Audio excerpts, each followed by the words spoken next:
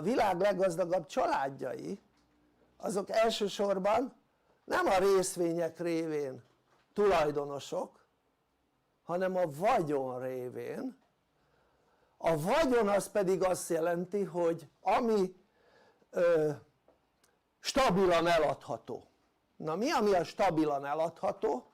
Ugye az ingatlan, a föld, tehát elsősorban a föld, ugye másodszorban az ingatlan, harmadsorban pedig olyanok, hogy fém, nemesfém, meg egyéb fémek, és olyanok, hogy mondjuk kőolaj, stb. Stb.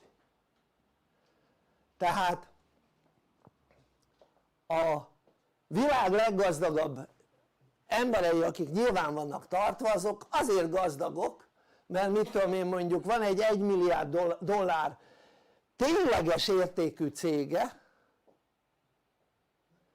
és tehát ennyire lehetne az eszközöket eladni mondjuk, és közben meg mondjuk 500 milliárd dollár az értéke, érted?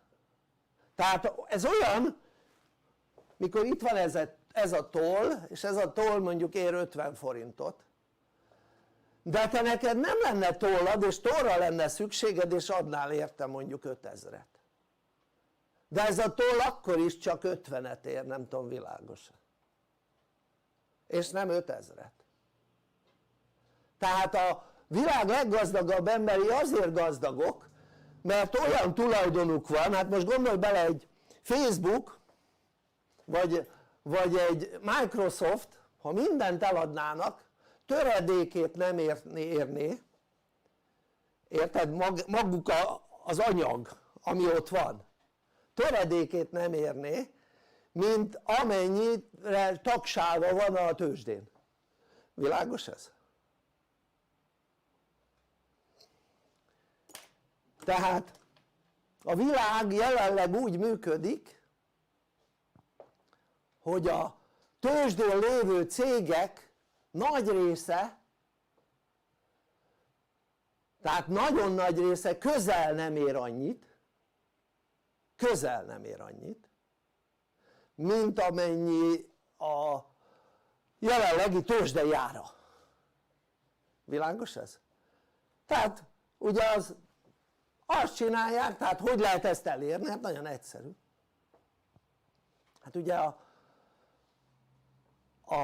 tőzsdén részvénytársaságok vannak, de olyan részvénytársaságok, amelyik ugye tőzsdére engedélyezett, tehát kértek ugye engedélyt, megfelelést, elérték a megfelelést és kértek engedélyt, hogy tőzsdén legyenek. Miért? Hogy a részvényekkel szabadon lehessen kereskedni. Ugyanis egy részvénytársaságnál, ugyanúgy mint egy KFT-nél nem lehet a részvényekkel vagy a KFT tulajdonával szabadon kereskedni. Csak úgy lehet kereskedni, hogy mondjuk én ismerlek téged és neked eladom. Világos? Tehát csak ismerősökön keresztül ismerősöknek lehet értékesíteni egy KFT tulajdonát, vagy egy részvénytársaság, zárt részvénytársaság részvényeit. Oké? De egy tőzsdén lévő részvénytársaság részvényei szabadon forgalmazhatók. Bárki megveheti, akinek pénze van. És azt mondják, hogy mondjuk egy részvény ér mondjuk 100 dollárt, csak most mondtam valamit, és ez a kibocsátási ár. És akkor azt mondja a vevő, hogy én ezen nyerni akarok, és vajon ez a részvény ez feljebb megye? És azt mondja, hogy megveszem azért, mert feljebb megy. És megveszi, és várja, hogy feljebb menjen. Tehát mitől megy mindig valami feljebb? Hogy megnő rá a kereslet. Oké? Tehát magyarul az emberek azt mondják, hogy én már nem 100-at adok érte, hanem 110-et egy részvényen, és akkor volt rajta 10% haszna. Tehát nem számít, hogy nem lett több a cégnek a vagyona, az nem számít. Egy számít, kereslet, kínálat. Tehát minden, ami a tőzsdén van, az kereslet, kínálat. Mondok nektek egy dolgot, például ott van a bitcoin. A bitcoin az régen volt $1, egy bitcoin, most 50 000 dollár. Képzeljétek el? Tehát valami 7-8 évvel ezelőtt $1 volt. Én még emlékszem arra az időszakra.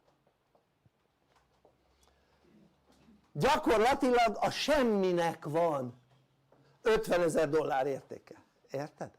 Tehát ha magát az egész bitcoin rendszert el akarnák adni, nem lehetne eladni, nem tudnák eladni, nincs mögötte semmi.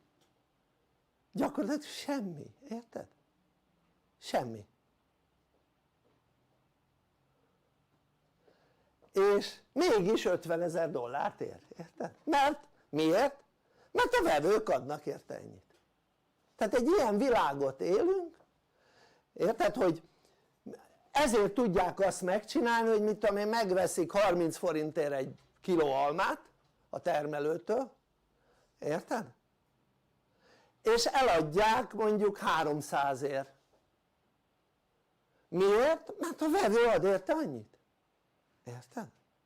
Mert ha a vevő nem adna érte 300-at, akkor nem tudnák eladni 300-ért. Mert a vevő csak azt mondaná, hogy én nem adok érte, csak 60-at. Érted? Akkor kénytelenek lennének 60-ért eladni. Tehát egy olyan világot élünk, ahol a fogyasztói társadalom és a kapitalizmus révén ugye úgy termelnek a cégek, vagy hát mit a Facebook mit termel? Semmit. Érted? Tehát csomó olyan cég van, ami semmit nem termel, és ott van a tőzsdén, mint például a Facebook is. Tehát lényeg az, hogy ugye mondjuk termelnek a cégek, és úgy termelnek, hogy annak az élettartama az viszonylag rövid legyen. Miért? Mert hosszú lesz az élettartama, mint mondjuk a szocialista termékek esetén. Hát most képzeljétek el, a szocialista termék, nekünk otthon hőtárolós kályháink vannak 80-as évek óta. És az nem romlik el. Ott gyakorlatilag nem sok minden tud elromlani benne. Tehát ez nem kell szerelgetni. Az marximum leverődik az ománc, akkor festegetni kell időnként, ennyi. Tehát ez nem tud elromlani. Na most, de vannak azért benne alkatrészek. Például ami leginkább el szokott benne romlani, az egy kicsi ellenállás. Az azt a célt szolgálja, hogy lehessen sebességet váltani a ventilátorba. Tehát hogy tudjon lassan is menni a ventilátor, meg gyorsan is menni a ventilátor. Tehát mikor kifújja a meleget. És ez az ellenállás tönkre megy. És múltkor voltam egy boltban, és megkérdeztem, hogy hát mi van a hőtárolós kályhához? Azt mondták, minden. Pedig nem gyártják már nem is tudom hány évtizede. És minden van ehhez a fajta, ugye ez a magyar hőtárolós kályha. Egy dolog nincs, ez az ellenállás. Na akkor kutakodtam egy kicsit a neten, rákerestem, hogy milyen ellenállás kell bele, találtam is ellenállást egy helyen. Jó, akkor mondom, veszek 5 darabot. 230 forint volt darabja. És úgy mondanám. Képzeljétek el, kihozták az 5 darabot, pár nap után megjött, olyan, ami kell. Nem made in, Zgyelaju SSSR. Hoppá! Tehát Zgyelaju SSSR. Mióta nincs Szovjetunió? Ugye az Zgyelaju, az a made in Hungary, ugye? Tehát orosz gyártmányú ellenállás, ami azt jelenti, hogy Szovjetunió nincs a 90-es évek óta. magyarok 90-es években gyártották ezeket az ellenállásokat, érted? Tehát azok a Szovjetunióban meg gyártott termékek, azok meg ugye a Kelet-Európában gyártott termékek, azok nem arról szóltak, hogy hamar tönkre menjenek. Persze azért voltak olyan termékek, ami hamar tönkre mentek, de nem arról szóltak. Tehát az nem volt olyan, például az automata mosógép, az nem olyan volt, hogy a fürdőszobában, tehát ne használt párás helyen. Hát hol használja az ember, ha nem párás helyen? Tehát az új mosógépekre rá van írva a használt utasításban, hogy ne használt párás helyen. Na most, miért? Mármint kiderült nekünk, hogy miért, mert már 2 mosógép, ez az újfajta rohadt szét a fürdőszobába. Tehát szétrohadt az ajtaja, tudod, nekünk ilyen nem itt nyílik, hanem fönn a tetején, és már két mosógép rohadt szét, 2 különböző márka az ajtaja. Na most a szocialista az nem rohadt szét. Hát az egyik se a magyar, se a cseh, mert volt cseh is, meg magyar is. A magyar még mindig működik. Tehát ezt csak azért mondom, mert fogyasztói társadalom van, és erről szól a történet, hogy viszonylag hamar tönkre menjenek a dolgok, és ha hamar tönkre mennek, akkor azt mindig utána kell gyártani, mindig újat és újat kell gyártani. Ez azt jelenti, hogy mindig a multiknak van termelésük, mindig termelhetnek, érted? És ha ők termelnek, akkor tudnak hasznot létrehozni, nyilvánvalóan. De ha nem kéne gyártani 20 évig mosógépet, érted? Egy mosógépgyártó cégnek, hát akkor tönkre menne, érted? Na most ezért úgy csinálják meg, hogy ilyen elavulási idők vannak, ugye ezt tudod jól. Tehát hogy elavuljanak a termékek. Tehát kifejezetten úgy hozzák létre, hogy elavulás. Meghatározott időn belül elavuljanak. És tehát az azt jelenti, hogy nem csak elavul, hogy nem működjön, érted? Nem működjön. És lényeg az, hogy ezáltal a multiknak van bőven termelés, mindig kell termelni, mert egyszerűen tönkre mennek. Na most megnézem például, 80-as években, mikor összeházasodtunk, abban az évben vettem automata mosógépet. De az akkori automata mosógép nem volt rosszabb, mint a mostani. Annyi, hogy egy kicsit jobban ugrált. Ennyi volt, ennyivel volt rosszabb, érted? Tehát maga a mosás technológiája az ég adta világon semmivel nem volt rosszabb, érted? Jó, mit tudom én, csak 600-at pörgött és nem 1000-et. Vagy 1002-t ma az újak. Ennyi. Tehát nem fugálta annyira ki a ruhát. De ezáltal nem is gyűrődött annyira össze. Na mindegy, ez már más kérdés. Szóval lényeg az, hogy emiatt az elavulás miatt állandóan a cégeknek dolgozni kell és nyereséget termelnek. De ha nyereség van, akkor a részvények emelkednek. Tehát hogy minden évben, vagy akár cégeknél esetlegesen, részvénytársaságoknál, tőzsdén lévő részvénytársaságoknál esetleg negyedévente is direkt jelentést adnak ki. Mert ugye csak évente lenne kötelező, de negyedévente kiadnak jelentést, hogy nyereséges a cég. Mert ha ezt a jelentést adják ki, akkor a részvények emelkednek. Ha kisebb nyereség, ha nagyobb nyereség, nyilván nagyobb nyereségként nagyobb mértékben emelkednek a részvények. És mivel kereslet kínálat, az emberek ugye nyerészkedni akarnak. A bitcoin tisztán nyerészkedés, és az összes tőzsde tisztán nyerészkedés, semmi más. Az nem befektetés, az nyerészkedés. Jó?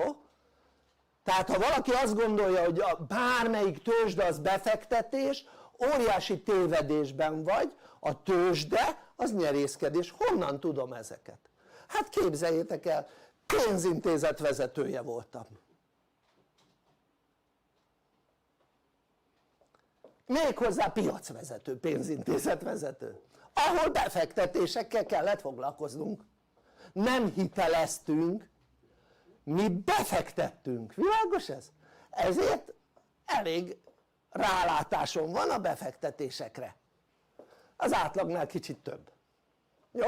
Na most lényeg az, hogy még egyszer mondom, a tőzsde az nyerészkedés, a nyerészkedés pedig büntetendő, nem törvényileg, hoppá, nem törvényileg büntetendő, a törvény a nyerészkedést nem bünteti, hanem etikailag büntetendő. Mit jelent az, hogy etikailag? Vannak etikai szabályok, ami alapján kellene működni az embernek, minden egyes embernek. És ezek égi alapelvek, képzeljétek el? És az égi alapelveket az embereknek be kellene tartaniuk. Ha az égi alapelveket betartják, akkor jó tett helyébe jót várhatnak, mint a mesében, ahogy mondták. De a valóságban is így van. Na most, ha emberek nyerészkednek, akkor mások buknak. Hoppá, ez mindig így van, és mindig is így volt. Oké? Az azt jelenti, hogy más meg veszteségér. Tehát az egyik nyer, a másik veszít. Tehát a tőzsde az hasonlít a szerencsejátékhoz. Oké? Ezért ugye köztudott, hogy a tőzsdén minden 5. befektetés nyer csak. Oké? De az viszonylag jó arány. Mert ugye mit tudom én, a lotton kicsit rosszabbak az esélyek. Szóval a lényeg az, hogy úgy működik, hogy emberek nyerészkednek, és utána csodálkoznak, hogy az életük nem egészen úgy alakul, ahogy kéne.